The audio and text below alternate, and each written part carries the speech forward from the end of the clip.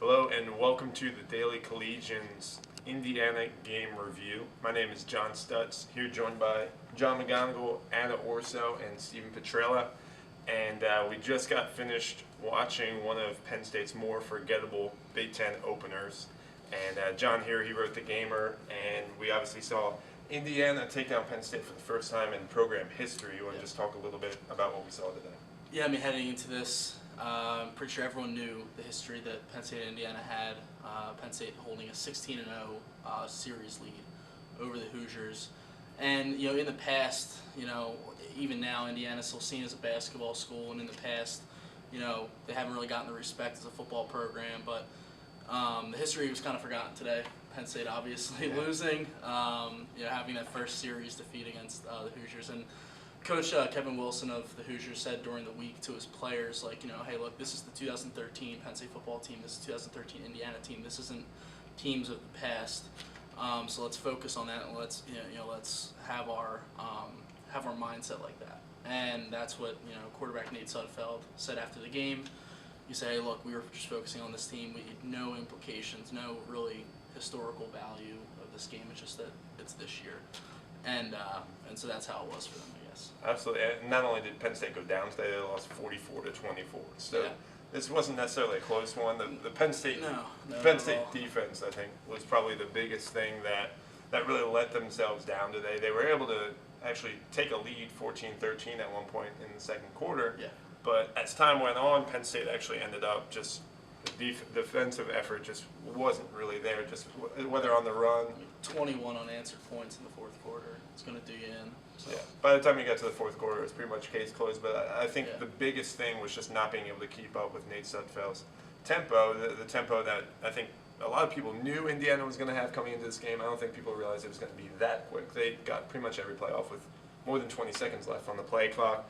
Penn State's defense just didn't really look ready for it. Glenn Carson said after the game, he said, we were able to get most of the play calls in, but some of them we just were not able to parlay to the rest of our defense. And that makes a difference if not everybody on the D is on the same page, giving up almost 500 yards. And Penn State's offense really didn't do much to help them either, did it? Right, yeah. I mean, Penn State's offense really couldn't get it together today. It was extremely inconsistent. Several penalties. They just couldn't get it together.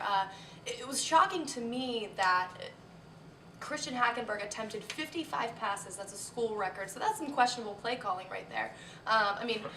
Indiana's rush defense was the worst in the Big Ten Conference. So why you wouldn't launch a rushing attack against this team was just very confusing to a lot of Penn State fans and a lot of the media members that were here. And that was just coupled with sluggishness, sloppy. Christian Hackenberg made some just bad decisions, throwing into really tight coverage.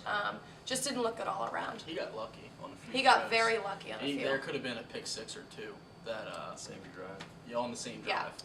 Yeah. Absolutely. And it seemed like almost at the times when Penn State's offense could get it together, the defense couldn't, and vice versa as well. I mean, Stephen, I think that's something you noticed today. I think Penn State's defense actually did a good job in the first half. Nate Sudfeld had, I think, 206 passing yards, but only 13 points to show for it. So if you're coming away with those numbers against Indiana's defense, say you didn't watch any of the game, you say Indiana's this many yards but only this many points, you would think Penn State has the lead. They didn't. Penn State held Indiana in the red zone in the first half, and then didn't in the second half. But the offense never really got it going. In the first half, in the third quarter, and then, they ran the ball mildly effectively in the first half, but when you're trailing, by 2 scores, and then you're turning the ball over, just these things all coupled together. No matter who you're playing, if you're turning the ball over, you need to throw that many times. It doesn't even matter what the defense is going to do. We knew Indiana was going to score points.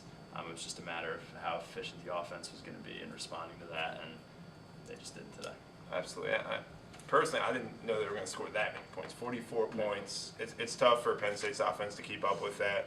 But I do think 55 passes, that's got to be the stat of the night from Christian Hackenberg, setting that program record. I mean, that hits their average, though. I mean, Indiana came in the game averaging 44.5, and they got 44. So they haven't played Penn State yet. They haven't played Penn State yet, and that's the thing. They played a lot of mediocre opponents in terms of the defenses they played, and none of us had them scoring that many points. But keep in mind too that 16 of the points came from a safety in the fourth quarter, Turner, a fumble at, I think Indiana took over inside Penn State's 10, and then Penn State went for it when they were down 18 Right. with around 10 to go. Yeah. So it's, you know, if the dynamic of the game's a little different, if Penn State's offense can do a little more, you know, they're not going for it on that fourth down. You know, maybe Geno Lewis isn't put in that same spot and he doesn't fumble.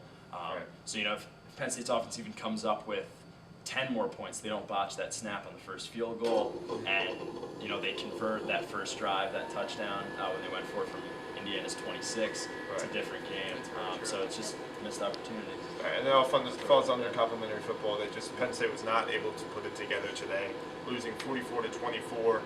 So that'll do it for us here from Memorial Stadium. Penn State goes down 44-24. They next take on Michigan for homecoming next weekend. That is a 5 p.m. kick. Sold out at Beaver Stadium, so Penn State gets a chance to get back at it in Big Ten play. So that'll do it for us here from Memorial Stadium, and have a good rest of your night.